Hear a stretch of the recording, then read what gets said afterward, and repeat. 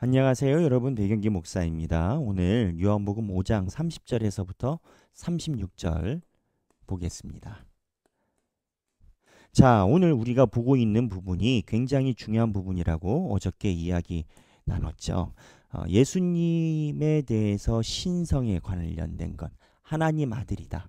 5장에 먼저 등장하고 10장에 한 번 있고 12장에 한 번 있고 13장에 배어 있다라고 이렇게 얘기를 드렸어요.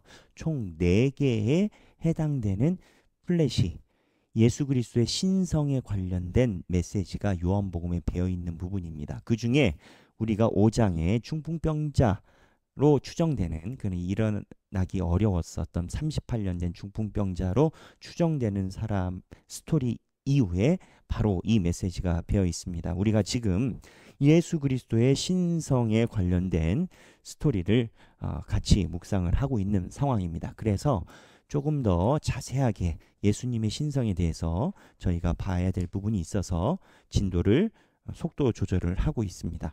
여기 보면 5장 30에서 36절에 보면 자, 여기 보면 제가 읽어보겠습니다. 내가 아무것도 스스로 할 수 없노라. 듣는 대로 심판하노니 나는 나의 뜻대로 하려 하지 않고 나를 보내신 이의 뜻대로 하려 함으로 내 심판은 의로우니라. 어제의 묵상에서 하나님이 예수님에게 심판에 관련된 재판관 권한을 주셨어요. 그런데 오늘 예수님이 무엇을 얘기를 하냐면 나는 내 맘대로 심판하지 않는다.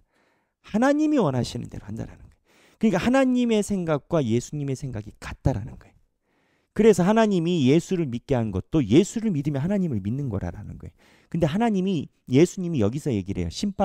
내가 내 맘대로 심판하지 않고 하나님이랑 나랑 같다라는 거예요. 그러면서 31절에 내가 만일 나를 위하여 증언하면 내 증언은 참되지 아니하며, 이 참되지 아니하며라는 뜻이 이건 겁니다. 거짓이라는 소리가 아니에요. 구조상 너희들 생각에 충분히 완벽하게 이루어지지 않는다라는 거예요. 쉽게 얘기하면 이런 겁니다. 배경기 목사가 진짜 목사다라는 걸 배경기 목사가 스스로 막 얘기를 하면 말은 맞겠어요. 그런데 뭔가 아쉬움이 있어요. 남이 얘기를 해주면은 더 좋을 것 같은데. 그래서 다른 사람이 배경기 목사가 목사 맞습니다 라고 이야기를 하면 배경기 목사 말과 배경기 목사에 대해서 증언해주는 증언자가 같은 거 아니겠어요? 이걸 얘기를 하는 거예요. 참되지 아니하되, 예수님의 말이 잘못됐다라는 게 아니라 내가 하나님 뜻대로 하고 내가 하나님의 아들인 것을 내 스스로 이야기를 하지만 이게 충분하지 않다라는 거예요. 그래서 여기서 번역의 한계인 겁니다. 이 번역의 한계. 참되지 아니하다라기보다는 충분하지 않다로 이해함이 원문에 더 가까워요. 그러면 이 충분을 누가 채우느냐? 하나님이 채워요. 하나님이 충분을 채워요. 그러니까 여기서 보면 예수에 대해서 증언하는 분, 예수에 대해서 증명해 주는 분, 그게 누구냐? 하나님이에요. 이게 굉장히 중요합니다. 34절에 보면 그러나 나는 사람에게서 증언을 취하지 아니하노라. 다만 이 말을 하는 것은 너희로 구원을 받게 하려 함이라. 나는 사람에게서 증언을 취하지 않느라.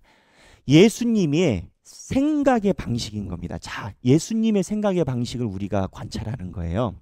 예수님이 누군가에 대해서 증언을 해줘야 되잖아요. 누가 증명을 해줘야 되잖아요. 배경기 목사가 차를 샀어요. 그러면 이 차가 누구 차인지 누가 증명을 해줘요? 서류.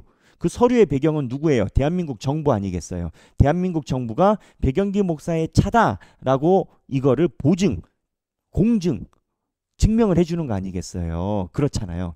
예수님이 하나님의 정권이 있다라는 이 내용, 예수가 하나님과 같은 분이다라는 이 내용을 너희들에게 누군가는 증명을 해줘야 된다라는 거예요. 근데 그게 누구냐? 예수님 입장에서는 사람한테서 증언받지 않는다라는 거예요. 하나님한테서. 그래서 여기 보면 34절에 나는 사람에게서 증언을 취하지 아니하노라. 왜? 하나님이 나를 증언하니까. 그러니까 예수님은 하나님을 증언하고 하나님은 예수님을 증언한다라는 거예요. 여기서 우리가 가져야 되는 신앙의 원리가 있어요. 신앙의 원리, 아주 중요한 원리예요. 저는 언제나 이거를 가슴속에 품고 살아가는데, 나의 생각을, 내 말과 생각은 하나님이 보증하신다. 하나님이 내 생각을 보증하신다. 세례 요한도 사람에게서 진리 증언을 취하지 않았습니다. 하나님에게서 취했지. 근데 이게 양날의 검입니다. 여러분들의 생각과 말을 하나님이 보증하지 못할 수 있어요. 다시 생각해 보세요. 여러분들이 이야기하는 생각과 말을 하나님이 인정해 주지 않을 때가 있다라고요. 사람이니까. 사람들에게서는 맞다 할 수 있지만 하나님에게다가 올려놨을 때 하나님이 보증해 주지 않을 수 있어요. 나중에 보면 그러한 각도의 성경 말씀이 계속 나옵니다. 요한복음에. 제 얘기가 아니고. 그래서 예수님의 사고 구조를 관찰을 해보면 예수님이 신이고 하나님의 아들이고 하나님과 같다라는 증언해주는 주체가 하나님이라는 거예요. 그래서 사람에게서 증언을 취하지 않는, 여러분도 여러분들의 신앙생활과 자취를 하나님에게서 보증을 받아야 돼요. 그리고 아까 말한 것처럼 내가 취한 스탠스, 자세가 하나님에게서 보증이 안 될 수도 있다는 것을 명심해야 돼요. 날마다 두렵고 떨림으로 내 믿음을 하나님 앞에서 점검을 해야 되는 건 거예요. 그렇지 않습니까? 그런데 그러면은 세례 요한의 위치는, 세례 요한은 예수님을 증언했단 말이에요. 그러니까는 세례 요한이 예수님에 대해서 증명을 하고 한 것처럼 여기지만 사실 이 세례 요한은 여기에 보면 34절에 너희를 위해서 증언.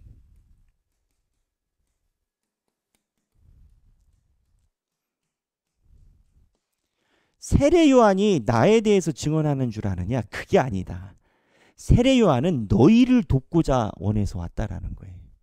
너희들의 믿음을 더 하기 위해서 왔지 예수님이 세례 요한 말에 의해서 확정되는 게 아니다라는 거예요.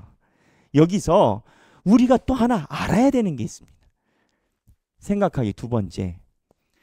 내가 백영기 목사가 교회에서 설교를 잘함과 안 잘함과는 잘하는 것이 하나님의 신성과 전혀 상관이 없어요. 백영기 목사가 설교를 죽을 써도 사역을 죽을 써도 하나님은 하나님이고 예수님은 예수님이에요. 다만 백영기 목사가 하는 모든 행위는 사람들을 향해 예수님에 대해서 증언하게끔 하는 거예요. 도우려고 하는 건가요. 그래서 무엇을 생각해야 되느냐? 내 공로와 증언이 하나님 나라에 지분이 없다. 이걸 알아야 돼. 그래야 교만해지지 않습니다. 여러분도 지금 교회를 섬기고 있고 저도 교회를 섬기고 있어요. 우리가 교회를 섬기지 않아도, 내가 신앙생활 제대로 하지 않아도 하나님이 택한 백성과 제자들이 전 세계에 다 있어요. 하나님 나라는 하나님이 원하실 때 하나님이 이루셔요. 내가 조금 뭐 못한다고 하나님이 손해보는 거 없어요. 하나님은 하나님이세요.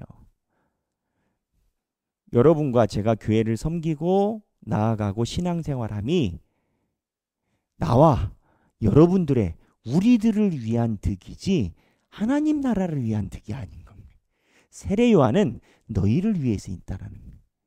그러니까 하나님 앞에서 신앙이 교만해질 건수가 없는, 이거를 알아야 돼. 그리고 세 번째, 예수에 대한 증거는 있다. 어디? 역사, 즉 삶. 이거 중요한 내용입니다. 36절에 보면 내게는 요한의 증거보다 더 큰 증거가 있으니 아버지께서 내게 주사 이루게 하시는 역사, 곧 내가 하는 그 역사가 아버지께서 나를 보내신 것을 나를 위하여 증언하는 것이요. 예수님이 그 얘기를 합니다. 나에 대해서 이야기해 주는 건 결국은 열매라는 거예요. 예수님이 살아가면서 하나님 일대로 했는지 안 했는지 예수님의 족적과 자치를 보면 하나님에 대해서 증언을 본다라는 거예요. 그런데 그걸 알아야 됩니다. 요한복음은요. 기적과 표적과 이적이 신앙으로 바로 연결되지 않습니다. 요한복음은 가나의 혼인잔치의 기적이 있지만 신앙을 가진 사람과 갖지 못한 사람이 나눠지고요. 38년 누워 있었던 중풍병자로 추정되는 혈기 마른 자도 기적의 체험은 있었지만 신앙으로는 못 갔습니다. 그러니까 뭘 얘기를 하냐면 사실 우리 삶에 예수님의 열매처럼 우리 삶도 하나님이 만져 놓으신 삶의 흔적이 있습니다. 구체적으로 얘기를 하면 내가 기도를 했는데 하나님이 이루어 주셨다든지, 내가 죽을 뻔하였는데 하나님이 살려주셨다라든지, 아니면 내가 너무 걱정이 있는데 하나님이 역사해 주셨다라든지, 그런 흔적이 하나님이 우리 삶에다가 다 배워 놓으신다라는 거예요. 이걸 역사예요. 여러분 삶도 마찬가지예요. 하나님이 인도하심이 배어 있지 않은 신앙인은 아무도 없습니다. 다만 차이는 뭐냐? 그거를 볼 수 있는 눈이냐 못 보느냐의 차이인 거예요. 그거를 성경은 뭐라고 얘기를 하냐면 믿음이라고 얘기를 합니다. 내 삶에 그냥 예사롭지 않은 것 하나까지도 믿음으로 접근하는 사람은 믿음으로 가는 거고, 아무리 여기서 땅이 갈라지고 하늘에서 번개가 내리쳐도 그거를 보지 못하는 사람은 못 봐요. 누구? 중풍병자 걸렸던 사람. 예수님이 그렇게 낫게 해줬는데 결국 예수 밀고 하는 사람 되는 거 아니겠습니까? 내가 내 몸이 나아도 예수를 나의 구주로 인정하는 것이 안 된다니까요. 안 돼요. 예전에는 중풍병자 설교할 때 목사님들이 파이팅, 예수 잘 믿으면 기적 난다, 이제 이렇게 많이 설교했어요. 그게 틀렸다라는 건 아니에요. 하지만 우리가 이미 살펴본 것처럼 2부에 보면 이 중풍병자가 예수 배신합니다. 예수 구원 받았을까요? 안 받았을까요? 성경에 기록 없어요. 그런데 저는 못 받았을 것 같아요. 회개했다는 기록 없으니까. 내 삶의 기적이 일어남이 나에게 믿음을 더하지 않습니다. 그러니까 그 역사가 증거를 해도요, 그 역사를 역사로 받아들여야 돼요. 그래야 증거입니다. 대한민국에게 안중근 의사라고 우리가 얘기하는 안중근 선생님이지만, 이거를 대한민국 정서에 의해서 안중근을 받아들여야 안중근 의사 선생님이시지, 일본 입장에서는 안중근 테러리스트 블랙리스트예요. 적폐예요. 그렇잖아요. 어느 역사에 서느냐에 따라서 똑같은 현실을 두고도 역사가 갈리는 거 아니겠어요? 그러니까 예수의 역사를 받는 자가 예수의 증거로 갑니다. 그래서 내가 생각해야 되는 생각하기가 뭐냐? 생각하기, 지금 이미 2개 얘기를 했죠. 그런데 이 생각하기, 내 삶에 예수의 흔적이 없어서 믿음이 못 자라는 거냐? 쉽게 얘기해서 예수님의 약발이 약해서 내가 믿음이 안 크는 거냐? 예수님이 많은 전환점, 터닝포인트와 기회를 주렁주렁 주셨음에도 내가 그걸 믿음으로 안 잡은 거냐? 생각이 필요해요. 예수님이 우리 삶의 개입을 조금 했기 때문에 내 신앙이 안 자라는 거냐? 예수님이 많이 개입을 했는데 그거를 내가 못 봐서 신앙이 안 자라는 거냐? 이거는 생각해 볼 필요가 있어요. 오늘 생각해 보기 많이 있습니다. 하나님이 내 생각을 보증해 주시는 삶을 살아야 된다. 나는 하나님에게만 증거를 찾아야 된다. 나는 공로 없다. 우리 안에 신앙을 더한 거지 하나님 나라가 내 공로로 세워지지 않는다. 우리는 언제나 값없는 자이다. 그리고 생각하기, 예수가 나에게 보여주시는 증거가 부족해서 신앙이 작은 것인가, 있는데 못 보는 것인가. 한번 생각해 보시고요. 오늘 칼빈의 매일 묵상 26번입니다. 하나님의 약속은 우리의 기도를 통해서 확정된다. 어쩌면 제가 강조한 것과 비슷한 맥락일 수도 있겠습니다. 기도라는 뭔가요? 나의 실천입니다.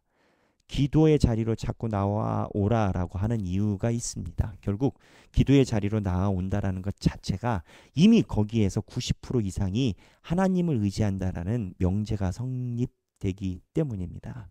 그래서 신앙은 어느 정도 응답, 우리 표현으로 결단. 하나님 입장에서는 내가 부를 때 너희가 응답하지만 우리 쪽 이해를 쉽게 하자면 결단이 필요합니다. 우리 쪽 이해로 보면은 결단이라는 것이 결국 예수를 이 앞에서 걸어 다니는 사람인데 신의 아들, 신으로 믿을 것인가, 그냥 선지자로만 바라볼 것인가는 당대에 똑같이 살았던 사람들의 결단에 좌우됐습니다. 예수님이 앞에서 걸어 다니는데 그거 신기하지 않습니까? 하나님의 아들로 고백한 사람이 많지 않다라는 거. 그 사람들이 만약에 그 시대에 예수를 하나님의 아들로 고백을 했다면 얼마나 축복을 받았겠습니까? 남 얘기가 아니에요. 예수의 증거가 내 삶에 주렁주렁 있는데 우리도 그럴 수 있습니다. 결단을 우리에게 요구합니다. 신앙생활은 결국 결단에서 시작이 되는 겁니다. 오늘 함께 성경 말씀 훈련 하시는 여러분 되시길 바랍니다. 감사합니다.